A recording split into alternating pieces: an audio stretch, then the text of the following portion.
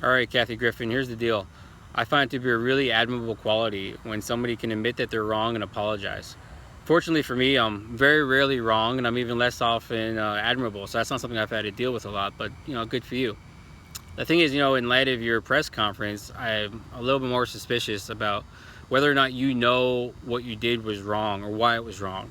So I'm going to help you out, and I'm going to tell you something that you should already know as a 56-year-old comedian, which is that it just wasn't funny. It wasn't even in the ballpark of humor, right? I'm trying to imagine who would look at that photo and it would elicit like a physical response of laughter. And I can't. I don't even think ISIS would look at that photo and laugh. I think they like the photo. I think they would approve of the photo, but I don't think they'd laugh at it. But if you're so against this president that you find yourself sharing common ground with ISIS, then I think you need to take a couple steps back and check yourself. And look, if it would have just, insulted the president, traumatized his son, and really hurt the feelings of everybody who lost loved ones by way of beheading, but it was still funny, then it would have been worth doing, right? That's a comedian. That's what you guys do. Comedy can be subjective, but nobody thought this was funny. It's insulting if you even try to make it plausible that it could have been humor. Went astray. It just wasn't funny. So, your first mistake was the photo. Your second mistake, though, was apologizing. You shouldn't have apologized. You should have stood by your work, okay? Because people respect people with convictions, and that was to show that you didn't have any. And, you rolled over and showed your belly, and that's a sign of weakness. And you have to understand that when you do that, people in the society are animals, all right? When you turn over and show your belly, people aren't going to rub your belly and make the pain go away. They're going to kick you when you're down.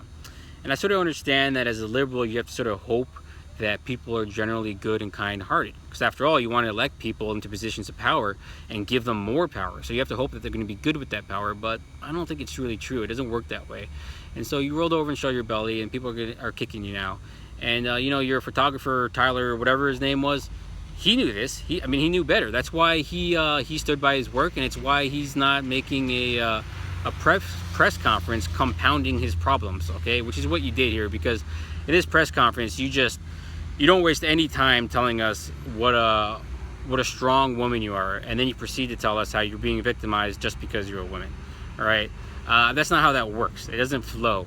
It's an insult to your gender or sex or whatever it is we're calling it nowadays. And let me just say on a side note, that Laura you got, the one in the red coat, the Benedict Arnold, you need to get a new Laura, man. She's not doing you any favors, all right? She's pretty unprofessional. She should keep her opinions to herself.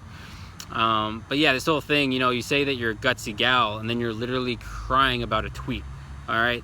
Listen, you can have your opinion that a president shouldn't tweet, but he's been tweeting for a long time. He was tweeting during the campaign, so he was elected arguably because he was a tweeter. He's not going to stop tweeting because he's a president. He's just going to keep doing what he was elected to do. And obviously this is not the president that you've designed. So you can disagree with the fact that he's going to tweet, but he has no obligation to stop tweeting. And if you think that the Secret Service is only investigating you because you're a woman, you're out of your mind. I guarantee you, if I would have done a similar photo and it would have went viral, I would have been investigated too. Because what you have to understand is that photos like that, particularly from somebody who has as much, sort of pull as a celebrity such as yourself, when you put a photo like that, it's a call to action. It inspires people, right? And so the Secret Service has to kind of deter people from putting images like that out. So by investigating people like you, the next time somebody like you wants to put a photo out, they may think twice about it. And so effectively, by investigating you, the Secret Service is deterring people from putting out photos that may inspire other people to commit acts of violence against the president. You have to understand that one part of security is deterrence. So I'm telling you right now, it had nothing to do with you being a woman. And I find that insulting. I think, you've been around for a lot more election cycles than I have, right? So you've got a lot more to do with the current power structure and structure of society than I do. So, to be blaming old white men too is pretty ridiculous. So you really compounded your problems here.